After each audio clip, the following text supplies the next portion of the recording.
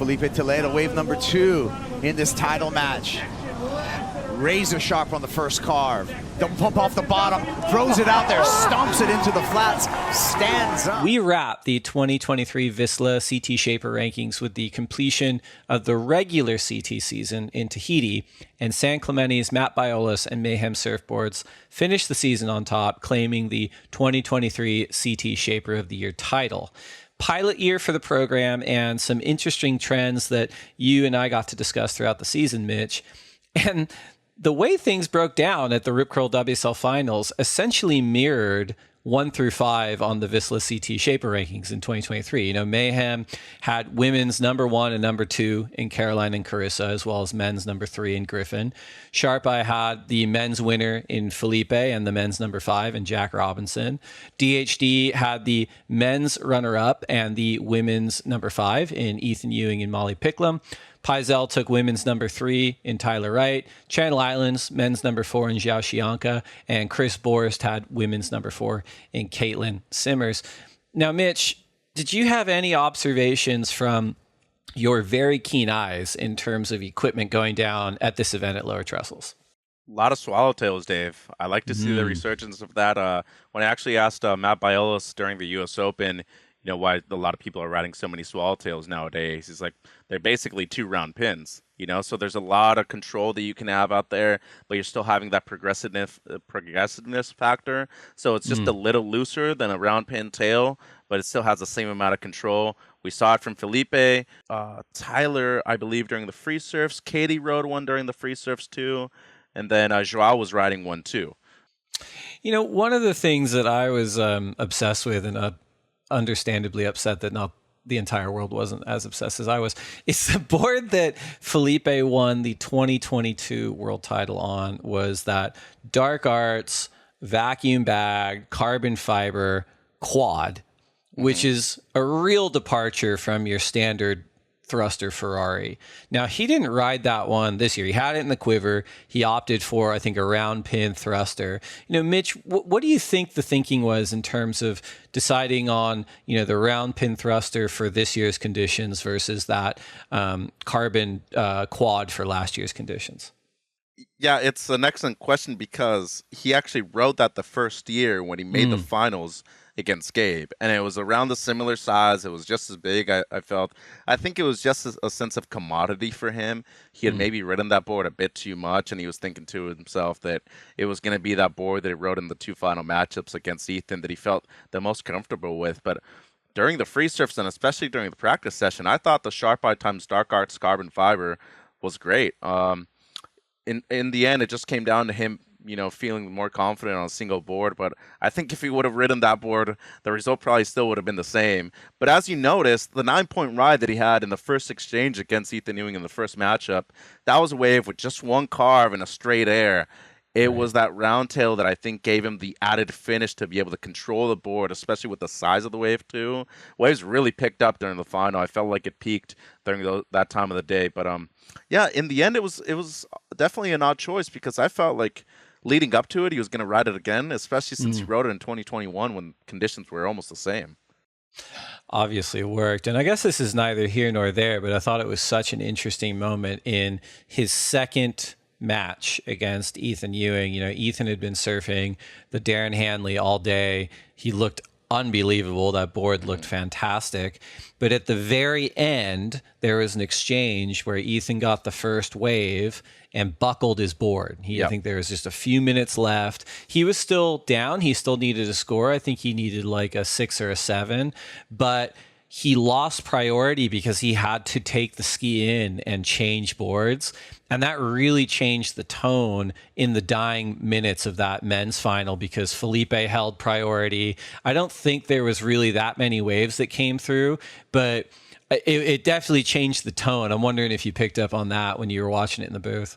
For sure. I mean, that's when Felipe got his backup score and he was able to move way far out in front. And remember, during that second matchup, too, they actually waited a long time. They were actually out of position for one set. I think if Ethan would have been in position for that set and started off with a 7, maybe even going excellent, that matchup actually goes to him. I don't think there was enough time for both of them to get 2 excellent scores after that. So, unfortunately, they were just a little bit out of position. But it's that cat and mouse game. Carissa and Caroline were playing it too. Yeah. Well, we have a few months to review, the Vissla CT Shaper Rankings program, consider updates potentially for next year. But that's also a few months for the Shapers and the Surfers to make moves as well. So, Mitch, more than almost anyone I know, probably more than anyone I know, why am I couching it with almost? You have your ear to the ground on what's happening in these Surfer-Shaper relationships. And I would like to get a few bold predictions from you in this arena for the 2024 WSL Championship Tour season. Like when you sent out this outline the other day and I was reading through it, this was the one section that I was kind of afraid of because I knew that a question like this was going to come up. Come on, Mitch. I knew something like this was going to come up, especially after we saw all the Shapers there. I saw Darren.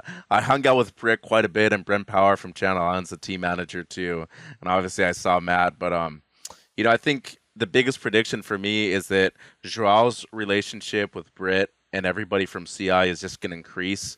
They've really developed a great relationship with him. And I mean, they were hands-on for 2 weeks down there. Brett came down. He was down here for almost 2 weeks. Same thing with Brent. He was away from his family.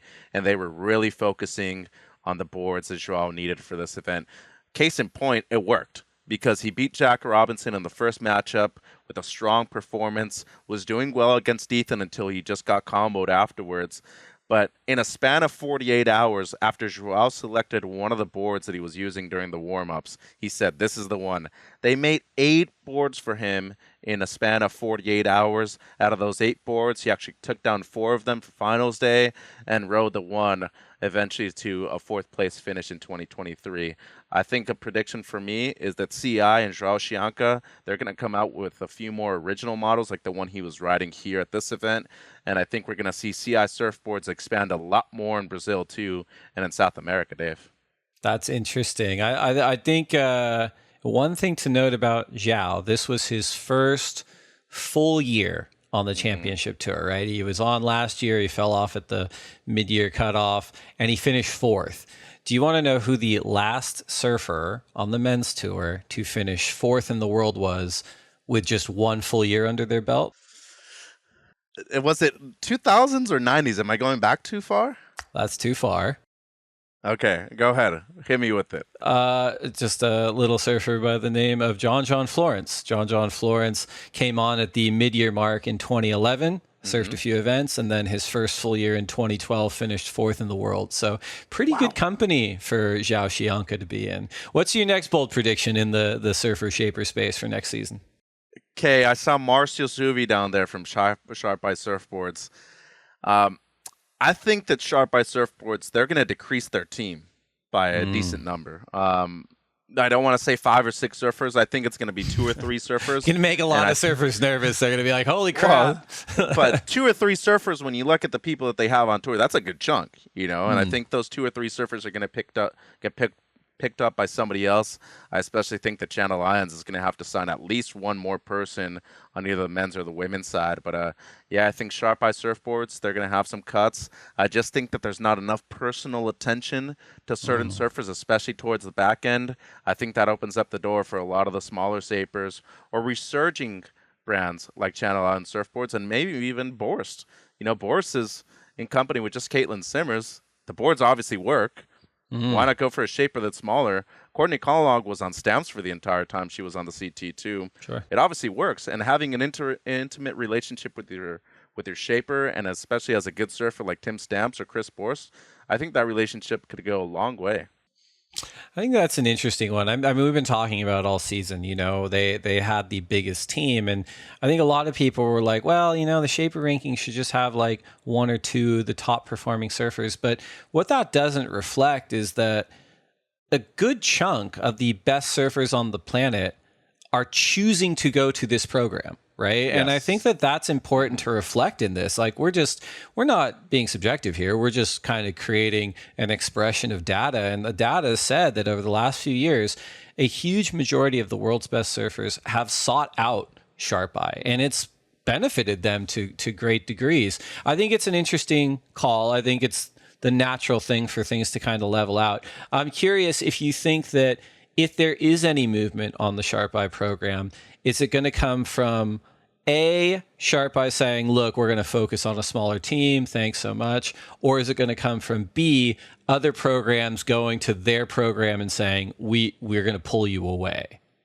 I think B, because unless you're one of the top tier surfers, you're still paying a certain chunk of money for the boards. I mean, it's not like you're paying $600 for each board. I mean, that's still a lot of money. But if you're paying $350, $280, something like that per board, say you're ordering 10 boards for a 3-month period out of the year, that's still a good chunk of money that you're spending just on surfboard equipment. So if somebody offers you a contract and says, hey, you're going to be on our team, we're going to give you free boards and you're going to have direct attention to your shaper, it would be hard for me to pass that up. Even as a CT surfer, you're getting direct attention, you're getting talked to every single day or at least on a weekly basis to be able to work on boards and equipment.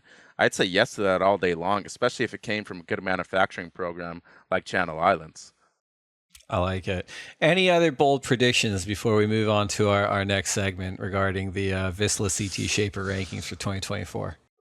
I would not be surprised to see a big shakeup when it comes to the rankings next year because, as I just mentioned with the equalizer, if people are moving around, I think there's certain teams that are going to be a bit more leveled, and more importantly, I think it's going to be a lot more leveled on the women's side too. For Sharp Eye, that's really been the most difficult aspect for them.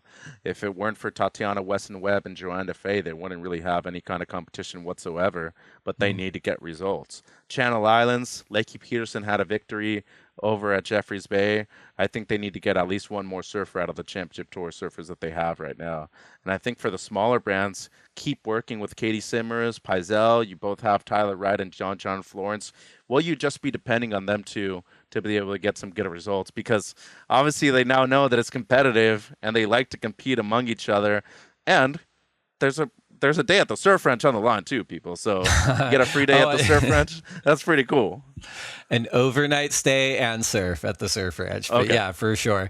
I mean, it was so much fun. Rich, I really appreciate you helping me out with this program. It was the first year we did it. And I mean, to just, as a surfer, just personally, like a huge honor, even just to see, Matt Biolis, Marcio Zuvi, Brendan Leckie from Sharp Eye in Australia, Darren Hanley, John Pizel, and Britt Merrick, all there on finals day, all, cheering their surfers on. And they even sent us a photo with all 5 of them, which I thought was really cool. I'm like, look at you guys playing nice in the sandbox. So a lot of fun. I can't wait to chop it up next year. We're going to take one more quick break and then we will be right back.